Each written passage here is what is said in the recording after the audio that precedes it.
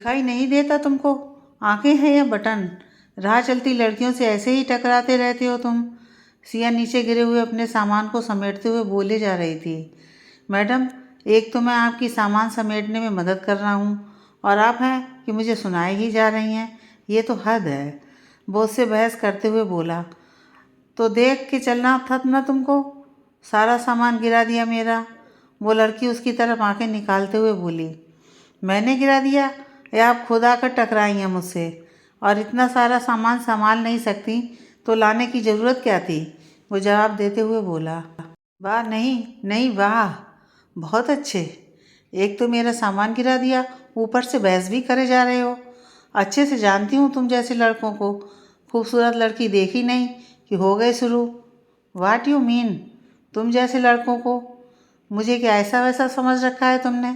वरुण नाम है मेरा और तुम जैसी 50 लड़कियों के नंबर तो मैं अपनी जेब में लेके घूमता हूँ, समझी? तो उन्हीं से जाके टकराओ ना। मेरा क्यों टाइम वेस्ट कर रहे हो? बोलती हुई वो पैर पटकती हुई आगे बढ़ गई।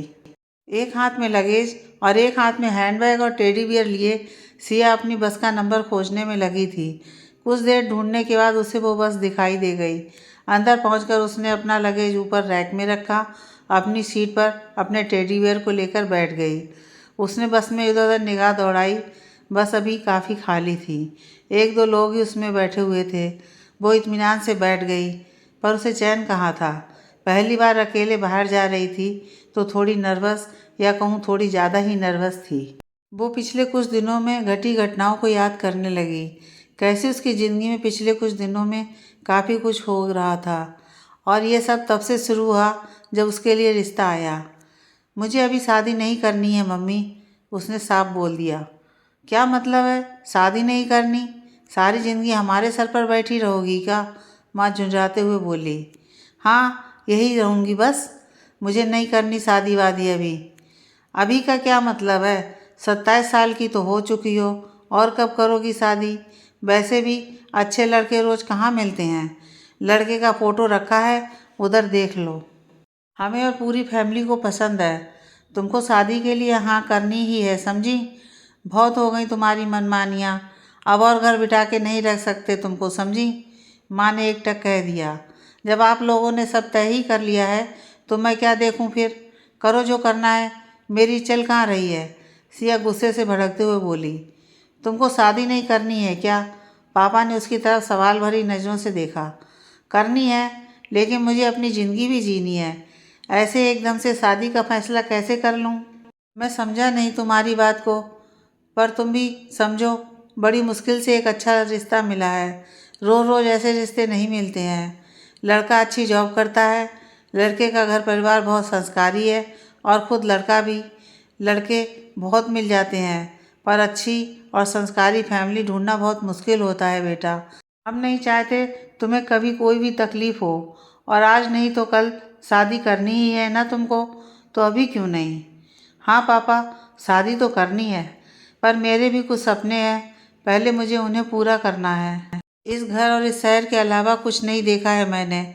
इस घर में रहकर कुएं के मेढक जैसी ज़िंदगी हो गई है मेरी।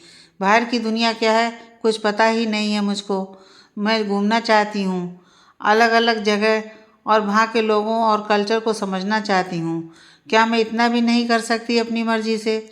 मैं शादी करूँगी, पर मेरी भी एक शर्त है।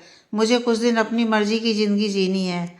बाद में क्या होगा मुझे नहीं पता, पर कुछ दिन मैं अपने तरीके से जीऊँगी, बस तभी मैं शादी के लिए हाँ बोलूँगी, उसने मजबूती से कहा।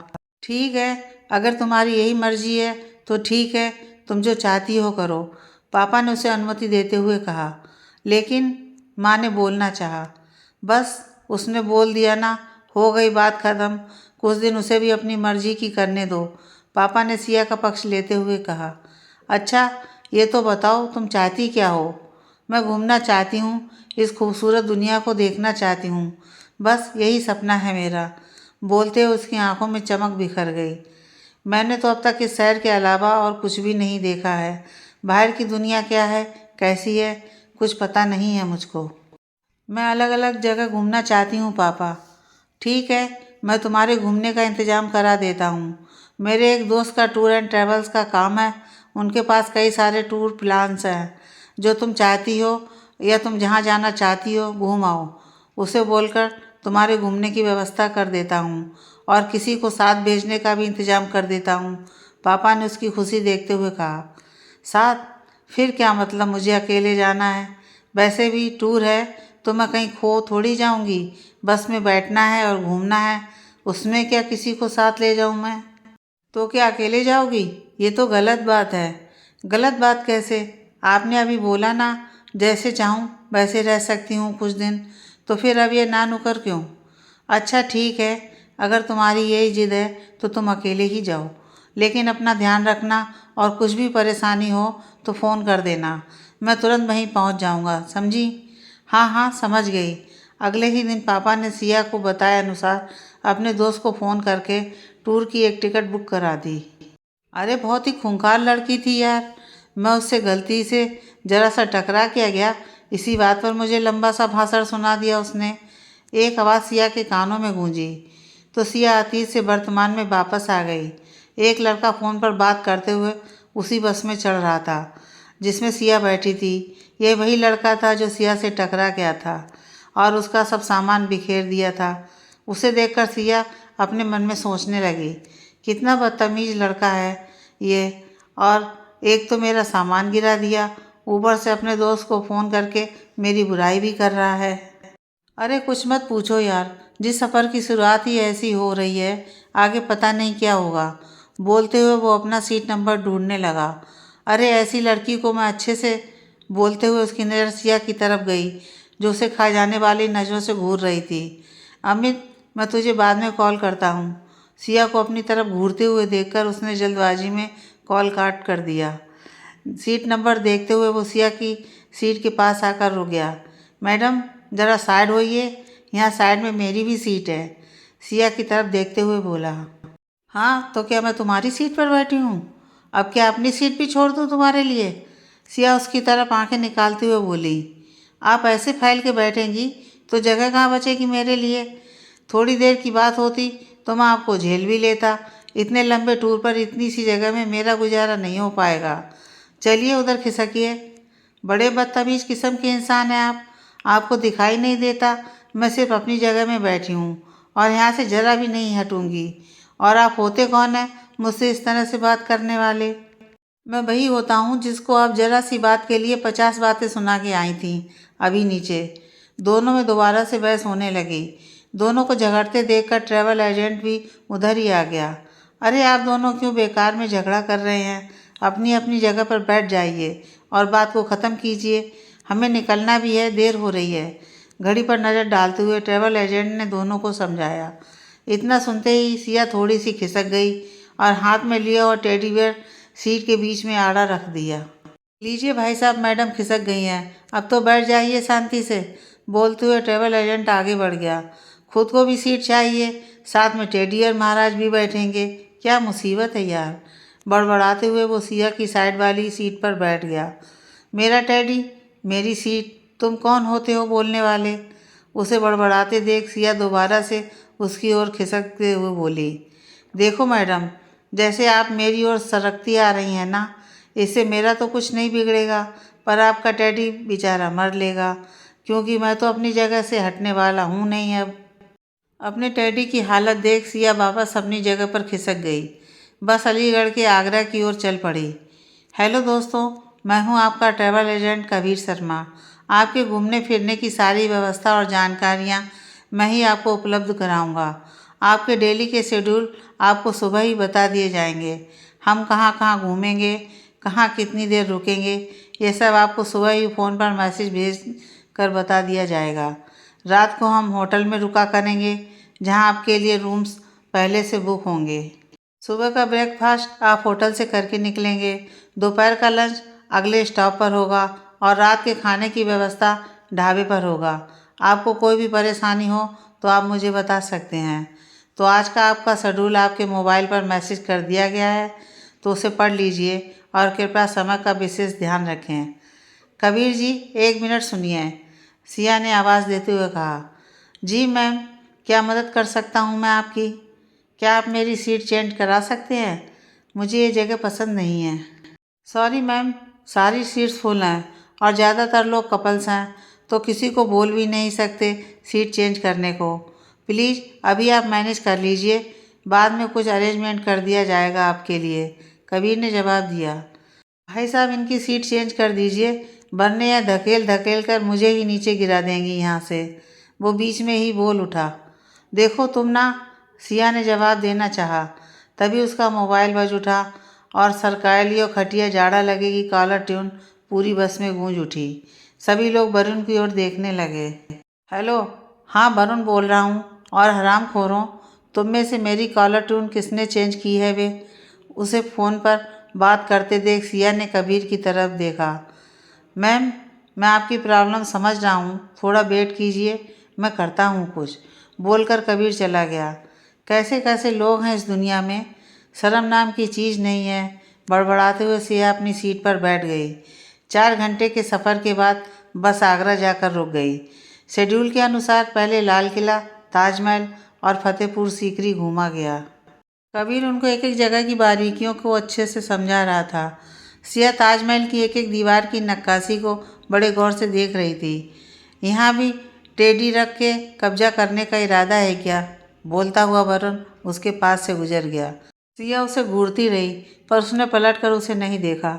सभी जगह घूमकर सब लोग बस में पहुंच गए। सिया ने देखा वरुण एक बड़ा सा ताजमहल का मिनिएचर लिए आ रहा है। कब्जा करने की बात मुझे बोल रहा था और खुद ताजमहल उठाए ला रहा है, बदतमीज सा, सिया मन ही मन बोली। बस वहाँ से अपनी अगली मंजिल की तरफ चल पड़ी। 3 घंटे का सफ़र तय करके बस मथुरा पहुँच चुकी थी। वहाँ पहुँचने तक रात के 10 बज चुके थे। वहाँ पहुँचकर बस उस होटल पहुँच गई जहाँ सबके आराम करने के लिए रूम्स पहले से अरेंज थे। कबीर ने सबको उनके रूम नंबर्स देते हुए उनका सामान उनके कमरों में पहुँचाने का इंतज़ाम कर दिया था। सिया कमरे में पहुँचकर आराम से बैठ गई। सारा दिन सफ़र करने की वजह से उसे काफ़ी थकान महसूस हो रही थी। अभी सो गई तो फिर सुबह ही आंखें खुलेंगी सिया, इसीलिए पहले कपड़े चेंज कर ले, फिर आराम से सोना। बोलते हुए वो अपने कपड़ों वाला बैग खोलने लगी। ये जीन्स मैंने कब रखा बैग में? अरे शर्ट तो मैं पहनती भी नहीं, ये किसने रखे हैं इसमें? अजीब से कपड़ों को देखकर सिया बोलती जा रही थी। तभी कमरे के दरवाजे पर किसी ने दस्तक दी। सिया ने दरवाज़ा खोला तो हंस कर लोटपोट हो गई। सामने वरुण कमर से घुटनों तक टॉवेल और ऊपर उसका दुपट्टा लपेटकर एक हाथ में बैग लिए हुए सामने खड़ा हुआ था। मुझे नहीं पता था कि तुम ये लड़कियों वाले शौक भी रखते हो, सिया जोर से हंसते हुए बोली। ये सब ना तुम्हारी वजह से हुआ है, समझी? वरुण गुस्सा करते हुए सिया के रूम में घुसता हुआ बोला। कम से कम बैग लेने के पहले चेक तो कर लेती कि बैग तुम्हारा है भी या नहीं। उस कबीर के बच्चे ने मेरा बैग तुमको और तुम्हारा बैग मुझे पकड़ा दिया। उधर मैंने नहाने के चक्कर में अपने कपड़े भिगो दिए। अब तुम्हारा यह गंदा सा दुपट्टा ओढ़ के घूमना पड़ रहा है मुझे, वरुण गुस्से में बोले जा रहा था। ओह, तभी इस बैग से अजीब से कपड़े निकल रहे हैं, सिया हंसते हुए बोली। लाओ मेरा बैग मुझे दो और अपना संभालो, वरुण बैग को वहीं पटकते हुए बोला। वो रहा तुम्हारा बैग बेड पर रखा है, ले जाओ, सिया बैग की ओर इशारा करके बोली। वरुण बैग उठाकर जाने लगा। ओह हेलो, मेरा दुपट्टा दो, पूरे 2000 का सूट है जिसका दुपट्टा तुम ऐसे ख़राब करते फिर रहे हो, सिया ने दुपट्टे की तरफ इशारा करते हुए कहा। दिमाग खराब है क्या तुम्हारा? वस्त्राण करना चाहती हो क्या मेरा? नियत तो तुम्हारी शुरू से ही ठीक नहीं लग रही थी मुझे, वरुण दुपट्टे को खुद से चिपकाते हुए बोला। पागल हो क्या तुम? मुझे कोई इंटरेस्ट नहीं है तुम में, मुझे बस अपने दुपट्टे की फिक्र है, समझे? वैसे भी तुमने इसे गीला कर दिया है। क्या किया इससे? सिया उसकी तरफ आंखें निकालते हुए बोली। वो नहाने के बाद कोई कपड़ा नहीं थे और तुम्हारे सारे कपड़े छोटे छोटे से थे, तो यही मिला मुझे अपनी इज्जत बचाने के लिए, और तुमसे अपना बैग भी लेना था। अब मेरी मासूमियत का फ़ायदा उठाने की कोशिश मत करो तुम, वरुण बैग को ले जाते हुए बोला। खबरदार जो मेरा दुपट्टा लेकर गए यहाँ से, मैं कहाँ ढूंढती फिरूंगी तुमको। अजीब लड़की हो तुम, तुमको हालत नहीं दिखाई दे रही मेरी? कुछ नहीं पहन रखा है मैंने, यही दुपट्टा सहारा है मेरा। तुम्हें अपने कपड़े मिल गए ना, इनको पहनो और मेरा दुपट्टा वापस करो, अभी के अभी। लगता है तुम ऐसे नहीं मानोगी, अब यहीं कपड़े चेंज करके जाऊंगा और तुम यहीं खड़ी होकर देखना कौरवों की तरह। तुमने तो मुझे पांचाली बना दिया है ना। बोलते हुए वरुण दुपट्टे को हटाने लगा। छी छी, अपने कपड़े ले जाओ, बैग भी ले जाओ और ये दुपट्टा भी ले जाओ। वैसे भी तुमने गंदा कर दिया है इसको, और निकलो अभी के अभी मेरे रूम से। सिया आंखों को हाथों से छुपाते हुए बोली। पक्का ना, नहीं चाहिए दुपट्टा? चाहिए हो तो अभी देता हूँ निकाल के। बोला ना नहीं चाहिए, अब जाओ यहाँ से। पर तुम्हारे 2000 के सूट का क्या होगा? मैं देख लूँगी सब, जाओ यहाँ से तुम। ठीक है, ओके। बोलते हुए वरुण ने अपना बैग उठाया और सिया के रूम से निकलकर अपने रूम की तरफ चला गया। उसके जाने के बाद सिया ने चैन की सांस ली। कपड़े चेंज करके खाना रूम में ही मंगा लिया। सिया खाना खाकर सोने ही वाली थी कि तभी उसका मोबाइल बज उठा। हेलो पापा। हाँ मैं ठीक हूँ, आप कैसे हैं? जी, और बस का स्टाफ भी बहुत अच्छा है, इनके सब अरेंजमेंट्स भी बहुत अच्छे हैं। आप ज़रा भी परेशान मत होइए, मैं अपना अच्छे से ध्यान रखूँगी। पापा गुड नाइट पापा। बोलते हुए सिया पूरे दिन के बारे में सोचते हुए सो गई। अगले दिन सुबह सिया की नींद जल्दी ही खुल गई। जल्दी से तैयार होकर वह अपने टेडी बियर के साथ बस में पहुंच गई। बाकी सब लोग भी तब तक आ चुके थे। कुछ देर में वरुण भी अपनी जगह पर आकर बैठ गया। तभी कबीर ने सबका ध्यान अपनी ओर आकर्षित करते हुए कहा, तो देवियों और सज्जनों, आज हम सबसे पहले मथुरा के मंदिरों के दर्शन करेंगे और उसके तुरंत बाद ही जयपुर के लिए रवाना हो जाएंगे। जयपुर का सफ़र 4-5 घंटे का है, तो मथुरा से निकलने के पहले ही आप लोग अच्छे से अपनी पेट पूजा कर लें, वरना रास्ते पर कुछ भी खाने को नहीं मिलेगा। तो आप लोग समझ गए? सभी ने हाँ में अपना सर हिला दिया। मथुरा के मंदिरों और भागवत भवन के दर्शन करने के बाद सिया बाजार की तरफ निकल पड़ी। उसने अपने लिए खूबसूरत सा कान्हा जी का लॉकेट खरीद लिया। मंदिरों के दर्शन करने में ही काफ़ी समय बीत चुका था। दर्शन करने के बाद सभी लोग बस से होटल पहुंच गए, जहां सभी ने खाना खाया और कुछ देर आराम किया। सिया ने वहीं से 4-5 चिप्स के पैकेट, कोल्ड ड्रिंक और पानी की बोतल भी ले ली। लगभग 2 बजे के आसपास बस मथुरा से जयपुर के लिए निकल पड़ी। इतना सारा राशन किसके लिए ले जा रही हो? जयपुर में तुम्हारा कोई रिश्तेदार भी रहता है क्या? वरुण ने चिप्स और कोल्ड ड्रिंक की तरफ इशारा करते हुए कहा। सुना नहीं तुमने? अब बस 4-5 घंटे बाद ही रुकेगी, और मुझे सफ़र में भूख लगती है, इसलिए लाई हूँ ये सब, सिया ने जवाब दिया। बात को लट की तरह घुमाना तो कोई तुम लड़कियों से सीखे। अरे सीधे सीधे ये क्यों नहीं बोलती कि तुम एक नंबर की भुक्कड़ हो? क्या बोला तुमने? मैं भुक्कड़ हूँ? सिया ने गुस्से से वरुण को घूरते हुए कहा। और नहीं तो क्या, इतना सारा राशन लेकर जाता है क्या कोई, वह भी सिर्फ 4-5 घंटे के लिए। चुप करो तुम, मेरे पैसे, मेरा खाना और मैं ही खाऊंगी। तुम कौन होते हो मुझे ये सब बोलने वाले? मैं होता हूँ इस देश का जिम्मेदार नागरिक, क्योंकि अगर तुम जैसे लोग ऐसे ही खाते रहे ना, तो मुझ जैसे गरीबों लोगों के लिए कुछ नहीं बचने वाला। वरुण सिया को चिढ़ाते हुए बोला। और वैसे भी कल रात को जो कुछ भी तुमने मेरे साथ किया है ना, उसे तो मैं अपनी ज़िंदगी में नहीं भूल पाऊँगा। मैंने क्या किया तुम्हारे साथ? उल्टा तुम्ही ने मेरा दुपट्टा खराब कर दिया है, समझे? सिया वरुण से बहस करते हुए तेज आवाज़ में बोल पड़ी। धीरे बोलो, वरना सभी लोगों को तुम्हारी करतूत का पता चल जाएगा। वरुण उसे चुप कराते हुए बोला। तो तुम भी मुझसे बहस मत करो, समझे? इतनी अच्छी हॉरर स्टोरी आई है प्रतिलिपि पर, पढ़ने दो मुझे, डिस्टर्ब मत करो। बोलते हुए सिया अपना मोबाइल निकालकर स्टोरी पढ़ने लगी। जयपुर पहुंचते पहुंचते शाम के 7 बज चुके थे। गुलाबी शहर रात की रोशनी में भी अपनी गुलाबी रोशनी बिखेर रहा था। सिया ने खिड़की से बाहर देखा तो बाहर के नज़ारों में खो सी गई। रात 8 बजे तक बस होटल पहुंच गई। ओ कबीर भाई, आज बैग मत चेंज कर देना यार, कल रात मुझ पे क्या गुजरी है ये तू नहीं समझ पाएगा, इसलिए आज ध्यान रखना प्लीज़। बस से उतरते हुए वरुण सिया की तरफ देखते हुए बोला। सिया ने वरुण की तरफ घूर कर देखा तो वरुण होटल के अंदर की तरफ बढ़ गया। खा पीकर सभी लोग अपने अपने रूम्स में पहुंच गए। सारे दिन ट्रैवल करने के वजह से सिया को काफ़ी थकान महसूस हो रही थी। बेड पर लेटते ही उसे नींद आ गई। अगले दिन सुबह सिया सो रही थी कि तभी उसका मोबाइल बज उठा। अरे आज तो काफ़ी देर तक सोती रह गई मैं, सिया घड़ी की तरफ देखते हुए बोली और कॉल रिसीव किया।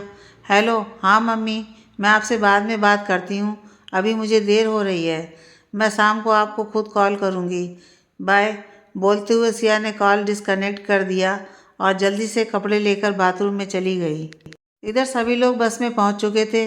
सिया भी जल्दी जल्दी में तैयार होकर ब्रेकफास्ट हाथ में लिए जल्दी से बस में जा पहुंची। बस से निकलने का टाइम हो चुका था। शेड्यूल के हिसाब से सबको बता दिया गया था कि बस 9 बजे होटल से हवा महल के लिए निकलेगी, लेकिन अब 9:30 बज रहे थे, पर बस की थी कि चलने का नाम नहीं ले रही थी। सिया बस में बैठी बैठी बोर हो रही थी। कबीर जी, क्या हुआ? इतनी देर क्यों हो रही है बस चलने में? सिया ने कबीर की तरफ सवाल करते हुए कहा। अरे मैम, मैं वरुण जी अभी तक नहीं आए हैं। कितनी देर से उनका कॉल ट्राई कर रहा हूँ, कॉल भी नहीं उठा रहे हैं। उनको छोड़ के कैसे जा सकते हैं? कबीर ने अपनी समस्या बताते हुए कहा।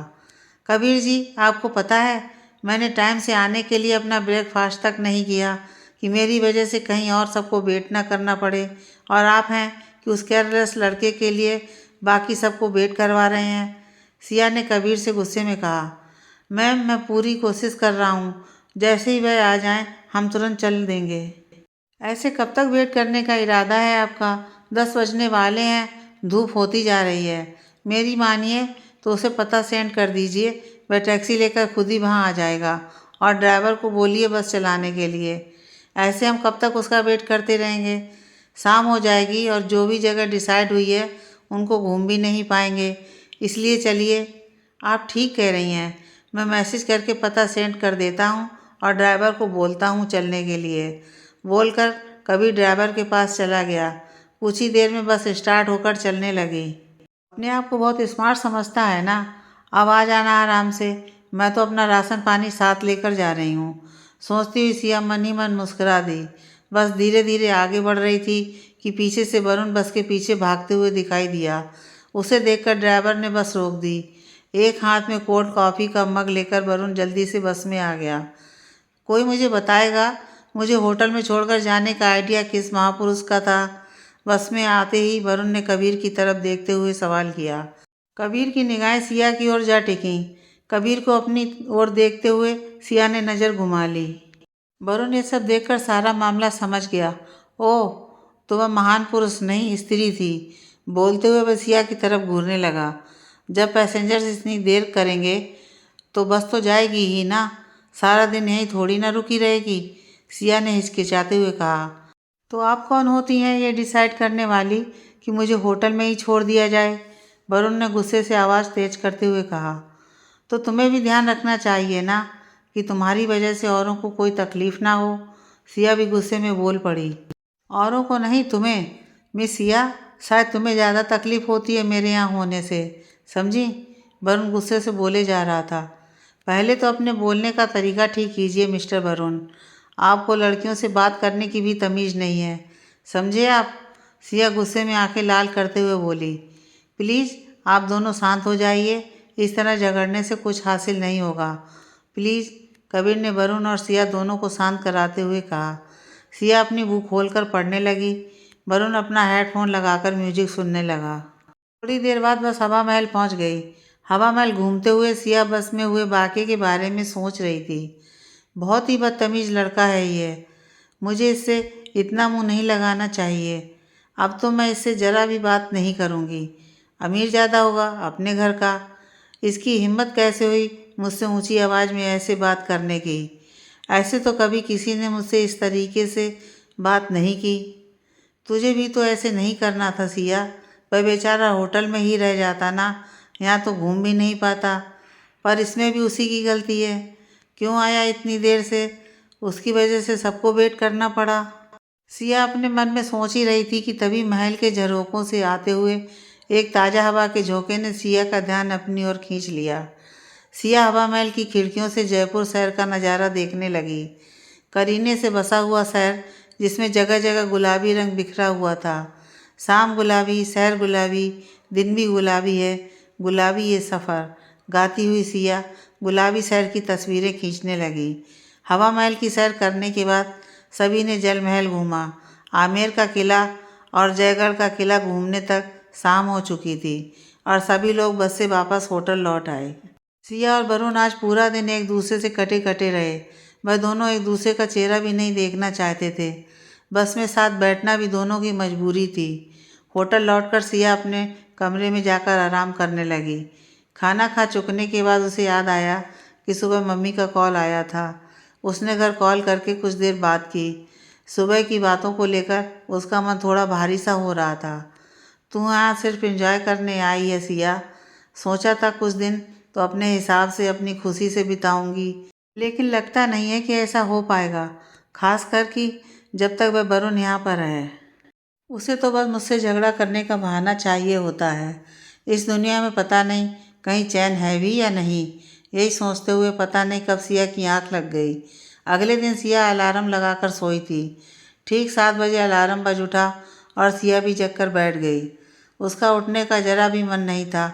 अभी भी उसकी आंखों में अभी भी नींद भरी हुई थी, लेकिन वह लेट नहीं होना चाहती थी, इसलिए बेमन से उठकर तैयार होने चली गई। ब्रेकफास्ट करके बस के अंदर पहुंची तो देखा वरुण आज पहले से ही वहां मौजूद था। सिया को देखते ही मुंह बनाते हुए एक साइड हो गया। सिया भी चुपचाप अपनी सीट पर जाकर बैठ गई। आज ये कबीर कौन सी बोरिंग जगह ले जाने वाला है, बोलते हुए वरुण ने अपना मोबाइल निकाला और सुबह का शेड्यूल मैसेज पढ़ने लगा। वाह यार, आज तो भानगढ़ जाने वाले हैं, बहुत मज़ा आएगा उधर तो, बोलते हुए वरुण ने हेडफोन लगाकर म्यूजिक सुनना शुरू कर दिया। भानगढ़, ये तो भूतिया जगह है। वैसे तो मुझे हॉरर स्टोरीज बहुत पसंद है, पर हर जगह जाने के नाम से ही मुझे डर लग रहा है। भानगढ़ का नाम सुनते ही सिया मन में सोचने लगी। करीब 5 या 6 घंटे बाद बस भानगढ़ के किले के पास पहुंच चुकी थी। सिया का तो डर के मारे बुरा हाल हो रहा था। वह तो अंदर जाना भी नहीं चाहती थी।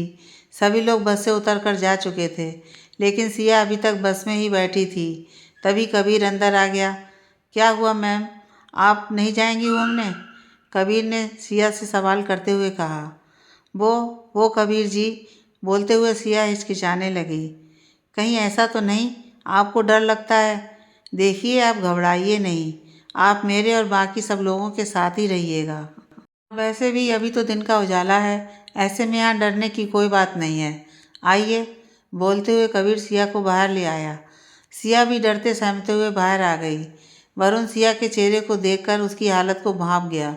वरुण और सिया दोनों ही पूरे बस ग्रुप और कबीर के साथ भानगढ़ किले को देखने लगे। महल काफ़ी पुराना हो चुका था और जर्जर हालत में था, जिसकी वजह से और भी डरावना लग रहा था। जरा सी भी आहट सिया को चौकन्ना कर देती थी। किले के अलग अलग हिस्से देखते हुए ग्रुप के सभी लोग अंदर की ओर दाखिल हो गए। महल के कमरे काफ़ी डरावने थे। सभी लोग उन्हें देखते हुए आगे बढ़ने लगे। तभी महल के एक कमरे में सिया एक मूर्ति को ध्यान से देखने लगी, जो काफ़ी खूबसूरत थी। इतनी देर में ग्रुप के सारे लोग किले के अगले कमरे की तरफ बढ़ गए और सिया कमरे में अकेली रह गई। इस बात का होश उसे तब आया जब मूर्ति की खूबसूरती से उसका ध्यान हटा। कबीर जी, बोलते हुए सिया आगे बढ़ने लगी। उसे समझ नहीं आ रहा था कि ग्रुप के सभी लोग किस ओर निकल गए हैं। तभी पीछे से एक हाथ ने आकर सिया का कंधा थपथपा दिया। आई, बोलते हुए सिया जोर से चीख पड़ी और अपनी आंख बंद कर ली। तभी बचाओ बचाओ की तेज आवाज़ सिया के कानों में पड़ी, जो कि वरुण की थी, जिसने सिया का कंधा थपथपाया था। उसकी आवाज़ सुनकर सिया ने आंख खोलकर उसे देखा। वरुण उसके सामने ही डरा हुआ सा खड़ा था। दोनों के अचानक चिल्लाने की वजह से उस पुराने किले में लटके चमगादड़ एकदम से उड़कर बाहर निकल गए। इतनी देर में बाहर चिल्लम चिल्ली मच गई। एक दूसरा ग्रुप जो किला घूमने आया था और सिया वाले कमरे में घुसने ही वाला था, सिया और वरुण के चिल्लाने की वजह से और चमगादड़ को उड़ता देखकर उनको भूत समझकर कमरे से बाहर से ही भाग खड़ा हुआ। उधर जो बस वाला सिया का ग्रुप आगे बढ़ रहा था, वह भी सिया की आवाज़ सुनकर वापस आया। क्या हुआ मैम, आप ठीक तो हैं? कबीर ने सिया को थपथपाते हुए कहा। सिया और वरुण दोनों पसीने में भीगे हुए आमने सामने खड़े थे। कबीर मेरे भाई, पहले तू यहाँ से बाहर ले चल, वरना ये लड़की तो आज मेरी जान लेकर ही रहेगी। मैं तो इसको अकेले देखकर इसे बुलाने, इसकी हेल्प करने आया था, पर ये इतनी ज़ोर से चिल्लाई कि भाई मुझे भरोसा हो गया आज कि भूत प्रेत कुछ नहीं होते हैं, बस चुड़ैलें होती हैं, चुड़ैलें और कुछ नहीं। बोलते हुए वरुण दोनों हाथों से अपना सर पकड़कर ज़मीन पर बैठ गया। तुम मुझे चुड़ैल बोल रहे हो क्या? सिया ने गुस्से से आंखें दिखाते हुए वरुण से पूछा। भाई, वह बेचारे ग्रुप वाले मुश्किल से हिम्मत करके आ रहे थे महल देखने। भाई मेरे, वो भी भाग गए इसकी चीख सुन के, और ऐसे भागे हैं कि घर जाकर ही रुकेंगे। अब उन बेचारों को कौन बताएगा कि यहाँ कोई भूत नहीं था, बल्कि मैडम की चीख ने उनका बुरा हाल किया है। बोलते हुए वरुण ने सिया की तरफ देखा। चलिए मैम, बाहर चलिए, ये जगह ज़्यादा देर रुकने के लिए सेफ नहीं है, वैसे भी शाम होने वाली है। वरुण सर, आप भी चलिए। बोलते हुए कबीर सभी को लेकर वापस बस में लौट आया और बस होटल की तरफ चल दी। यार सच में बहुत डरावना किला था। पीछे लोग बैठे हुए लोग आपस में बातें कर रहे थे। सिया बोतल निकालकर पानी पी रही थी। आओ इधर दो बोतल, बिना वजह इतना डरा दिया मुझे। बोलते हुए वरुण ने सिया के हाथ से बोतल लेकर सारा पानी पी लिया। अब मैं क्या पीऊँगी? बोलते हुए सिया ने पानी की बोतल वरुण के हाथ से छीन ली। तुम ना खून पी लो मेरा। जिस तरह से तुमने मुझे डराया है ना, लाइफ में किसी की हेल्प नहीं कर पाऊँगा मैं। ये हालत है मेरी। तो मैंने बोला था मेरी हेल्प करने को, अपना ख्याल रख सकती हूँ मैं। दिख रहा था क्या कर रही थी तुम, डरी सहमी सी इधर उधर देख रही थी। मुझे लगा अकेली लड़की है, डरी हुई है, इसकी मदद कर देता हूँ। लेकिन मैडम तो सीधा सीधा बोलो ना, अकेली लड़की देखकर फ़ायदा उठाने की कोशिश कर रहे थे। सिया ने गुस्से में वरुण की तरफ देखते हुए कहा। फ़ायदा? और वह भी तुम्हारा? मत मारी गई है मेरी जो तुम्हारा फ़ायदा उठाने की कोशिश करूँगा। तुमसे भगवान बचाए मुझे, और आज की इस दुर्घटना के बाद तो तुम्हारी हेल्प करने की भी कोशिश नहीं करूँगा। बोलते हुए वरुण ने अपना हेडफोन लगा लिया। हाँ तो मत करना। बोलते हुए सिया ने अपनी बुक खोल ली। थोड़ी ही देर में बस होटल पहुँच गई। खाना खाकर सिया अपने रूम में आराम कर रही थी, लेकिन आज उसे चैन नहीं था। भानगढ़ के किले की सारी घटनाएं उसे रह रह कर याद आ रही थीं। उन सब बातों को सोचकर उसे नींद नहीं आ रही थी। अकेले रूम में पड़े पड़े उसे डर लगने लगा और नींद आंखों से कोसों दूर थी। डर जब ज़्यादा ही बढ़ गया तो वह रूम से निकलकर होटल के लॉबी में आ गई। लॉबी में टहलते हुए उसकी नज़र वरुण पर पड़ी, जो वहीं लॉबी में चेयर पर बैठे हुए कॉफ़ी पीते हुए कोई किताब पढ़ रहा था। ये यहाँ क्या कर रहा है? सोया नहीं अभी तक? सोचते हुए सिया उसकी तरफ ध्यान से देखने लगी। तभी वरुण का ध्यान सिया की तरफ गया। कब तक खड़े खड़े मुझे ऐसे ही प्यार से निहारने का इरादा है आपका मैडम? वरुण ने किताब बंद करते हुए सिया की तरफ देखा। वरुण को अपनी तरफ देखते हुए सिया उसकी तरफ बढ़ गई। तुमको निहारूंगी, वह भी प्यार से? ऐसा सोचना भी मत, सिया उसे घूरते हुए बोली। सोच तो मैंने बहुत कुछ लिया है मैडम। बोलते हुए वरुण हंस दिया। वैसे तुम कैसे घूम रही हो, वह भी इस वक्त? वो मुझे नींद नहीं आ रही थी, इसलिए सोचा बाहर घूम लूँ, सिया ने आसपास देखते हुए कहा। और तुम भी तो नहीं सोए अभी तक? नींद नहीं आई या भानगढ़ के किले का डर अभी भी नहीं निकला है दिल से? रही मेरे जागने की बात, तो आज ऐसा डराया है तुमने कि आंखें बंद करते ही भानगढ़ का किला उड़ते हुए चमगादड़ और चिल्लाती हुई तुम दिखाई देती हो। कोई भला सा इंसान कैसे सो सकता है भला, तुम ही बताओ। वरुण सिया को ताना देते हुए बोला। सीधा साधा बोलो ना कि तुमको भी डर लग रहा है। ये बातों की जलेबियाँ क्यों बना रहे हो? सिया वरुण के सामने वाली चेयर पर बैठते हुए बोली। हाँ ऐसा ही है, अब खुश? कौन तुमसे बहस करके अपना माथा फोड़े? बोलते हुए वरुण ने किताब दोबारा खोल ली। वैसे तुमको पढ़ते नहीं देखा कभी, क्या पढ़ रहे हो? सिया बुक की तरफ देखते हुए बोली।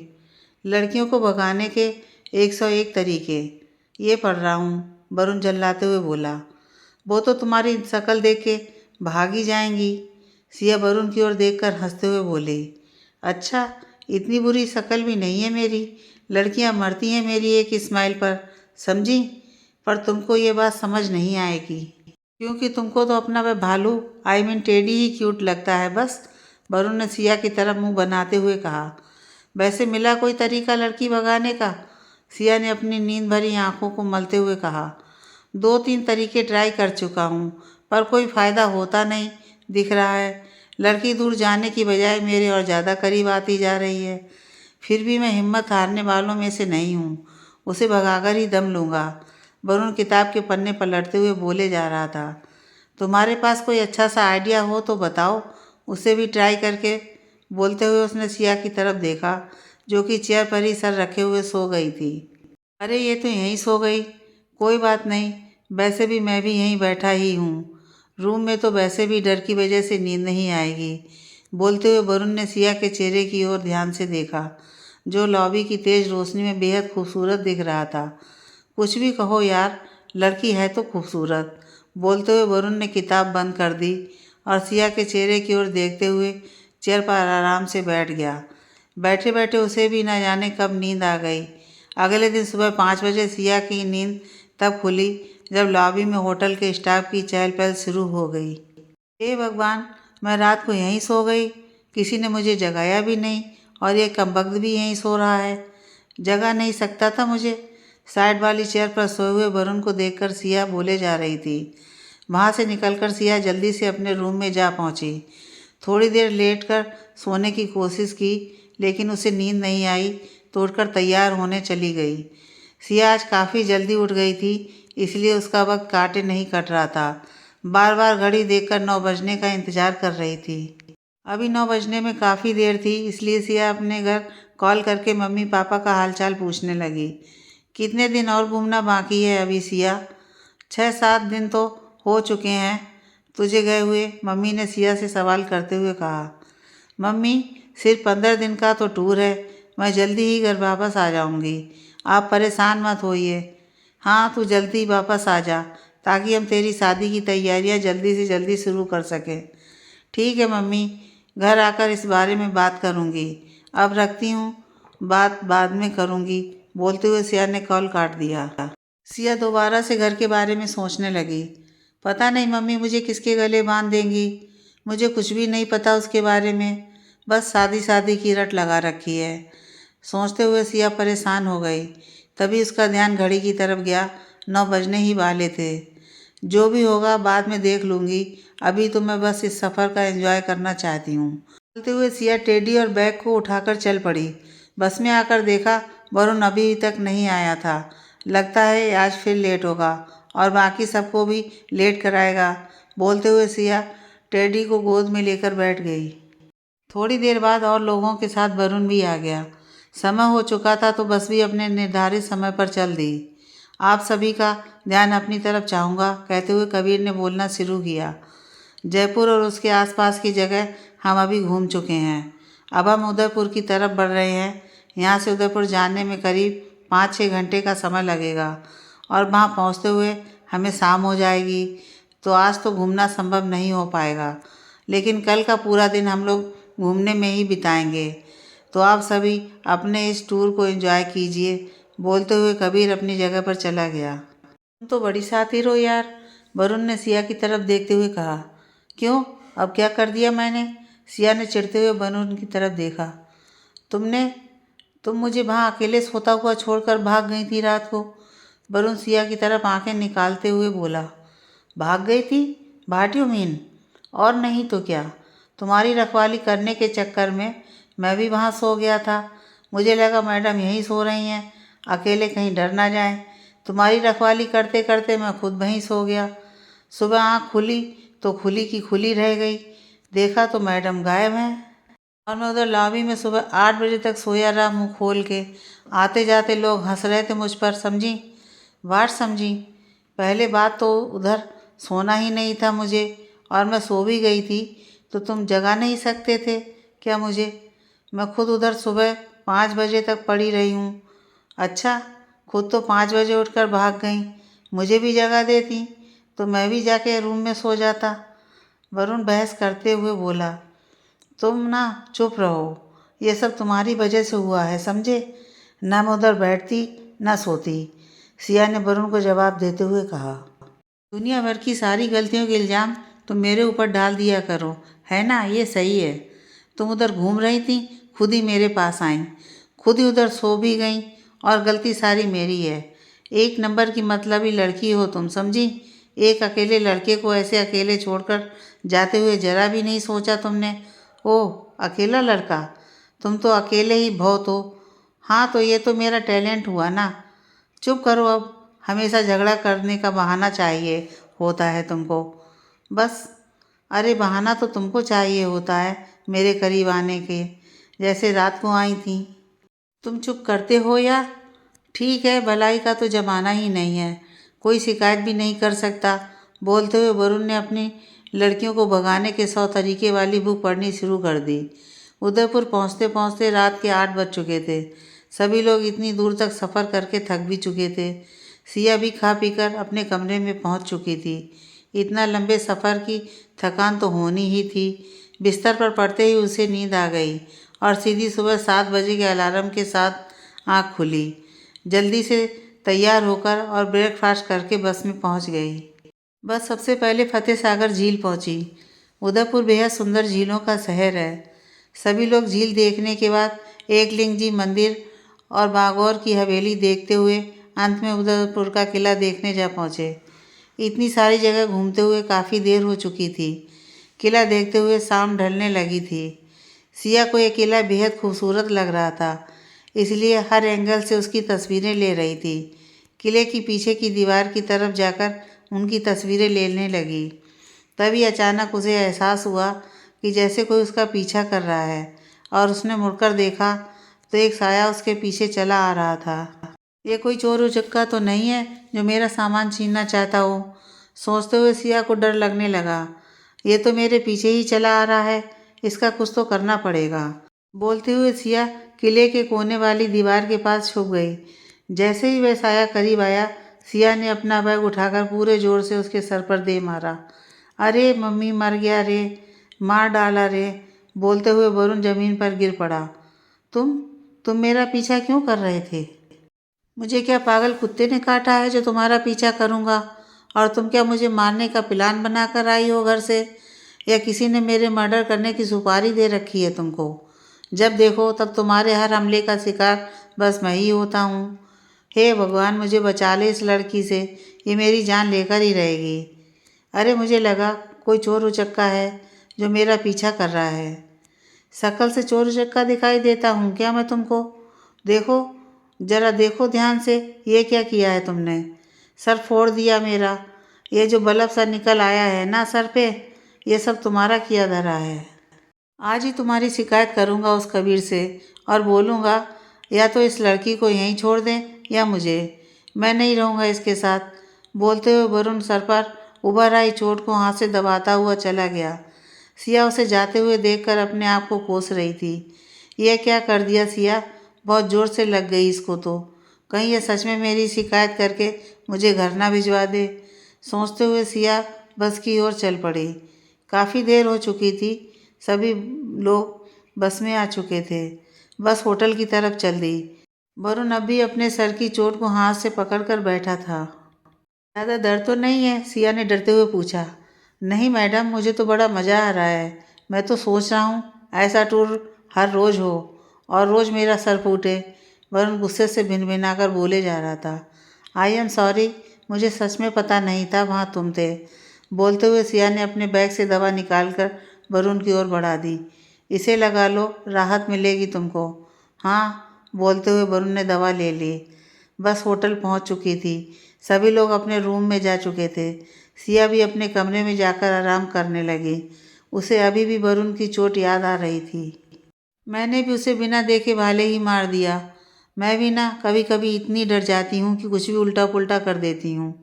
यही सब सोचते सोचते सिया को नींद आ गई। अगले दिन सुबह 7 बजे ही सिया का मोबाइल बज उठा। सिया ने कॉल रिसीव किया तो दूसरी ओर से कबीर था। मैम, जल्दी से नीचे हॉल में आ जाइए, कुछ ज़रूरी बात करनी है। बोलकर कबीर ने कॉल कट कर दिया। अब सुबह सुबह क्या हो गया है, सोचते हुए सिया ने मुंह धोया और कपड़े बदलकर नीचे हॉल में पहुंच गई। वहां ग्रुप के सभी लोग और वरुण पहले से मौजूद थे। जब सभी लोग आ गए तो कबीर ने कहना शुरू किया। कल का दिन मेरे और आप सभी के लिए काफ़ी थकावट भरा रहा, क्योंकि पहले इतना लंबा सफ़र और फिर सुबह से शाम तक घूमना। इसीलिए आज के लिए प्लान में कुछ चेंजेस किए गए हैं। आज आप सभी लोग दिन भर होटल में रहकर आराम करेंगे ताकि आपको थोड़ी राहत मिले, और शाम को आप सभी के लिए एक सरप्राइज़ पार्टी है उदयपुर सिटी पैलेस में। तो दिन भर आराम कीजिए और शाम के लिए तैयार रहिए। हैव ए नाइस डे, बोलकर कबीर चला गया। चलो अच्छा है, आज आराम मिलेगा तो थोड़ी रिफ्रेश हो जाऊंगी। बोलते हुए सिया अपने कमरे की तरफ बढ़ने लगी। तभी उसकी नज़र वरुण की तरफ पड़ी। अब चोट कैसी है तुम्हारी? सिया ने वरुण की तरफ देखते हुए कहा। काफ़ी ठीक है, दवा ने जल्दी अपना काम कर दिया। दवाई के लिए थैंक्स बोलते हुए वरुण कमरे की तरफ चला गया। चलो ये भी ठीक हुआ, बोलते हुए सिया अपने कमरे में जाकर आराम करने लगी। दोपहर को सिया मार्केट जाकर अपने लिए कुछ राजस्थानी कपड़ों की शॉपिंग कर लाई। शाम को सभी लोग पार्टी के लिए तैयार होकर बस से उदयपुर सिटी पैलेस जा पहुँचे। सिटी पैलेस की रौनक देखते ही बनती थी। रोशनी में नहाया हुआ पैलेस बहुत ही खूबसूरत दिख रहा था। सभी लोग पैलेस पहुंच चुके थे।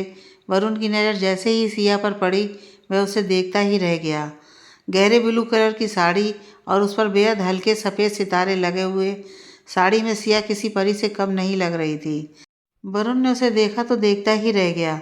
सिया पार्टी में सभी से मिलने लगी, लेकिन वरुण की तरफ कोई ध्यान नहीं दिया। सभी लोग पार्टी एंजॉय कर रहे थे, लेकिन वरुण का ध्यान सिया से हट ही नहीं रहा था। पार्टी में और भी कई सारे लोग आए थे, जो कि टूरिस्ट थे, जिनमें कुछ फॉरेनर भी थे। वे सभी राजस्थान को घूमने और आज की पार्टी एंजॉय करने के लिए आए थे।